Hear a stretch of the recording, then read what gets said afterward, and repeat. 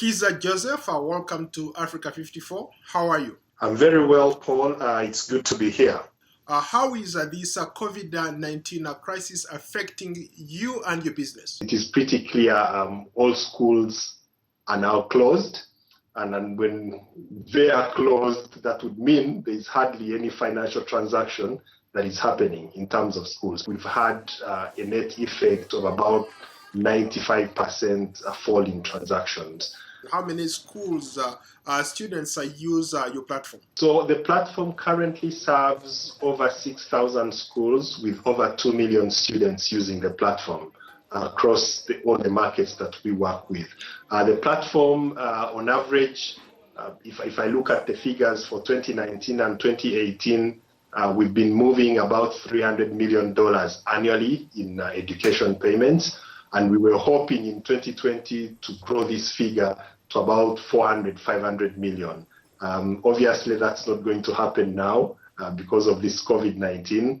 Yeah, but we are hoping when we resume, we'll be able to pick up from where we left. You run a fintech company, SchoolPay. How is that going? We are a fintech running an education value chain platform in East Africa and a bit of South Africa. And when I say East Africa, I am talking Uganda, I am talking of a presence in Kenya, I am talking of a presence in Tanzania, I am speaking Ethiopia and Zambia. Now, we started out by looking at the pain points in the education value chain. And the pain points are in relation to the parent, in relation to the schools. If you like, the frustration that the parents, that the guardians out there had when they were paying school fees in Africa. And so what we did was try and alleviate those pain points. On average, before we came into play, it used to cost about $10 to $15 to make a $50 payment of school fees.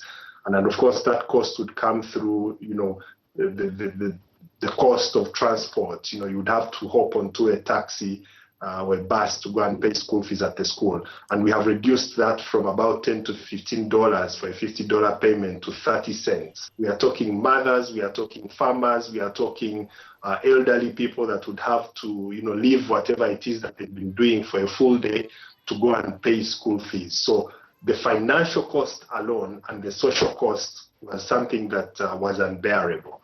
So we came in and have now reduced that social cost. When I talk to a lot of people in the tech industry, they tell me that in order to survive this COVID, they have come up with innovative ways to make revenue. What is it that you've done on your part to stay afloat? Our view on this is that the education industry has not closed. It has not died out. It's shifted, and that shift is you don't really have to be going to school. You probably can do this online. Now, what we've decided to do is to actually speed up that development. In about a month from now, we will be having a fully fledged ERP system that offers typical e-learning capabilities. And then what we are looking at is building an interaction between students and their teachers, perhaps teachers and students and their schools.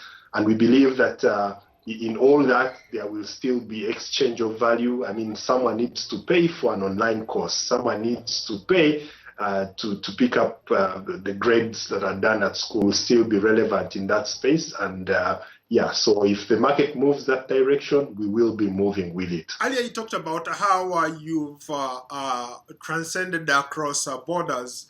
I'm just curious if you have any of your staff members stuck out there. Our model is when we set up in a country, we largely recruit people in that country to work for us. So if you like, in all the countries, we have residents and citizens of those countries working for us. We were just a little lucky that our techies that had just come back from the Zambian market, it would have been a disaster for us. Kiiza Joseph, thank you so much. Pleasure is mine.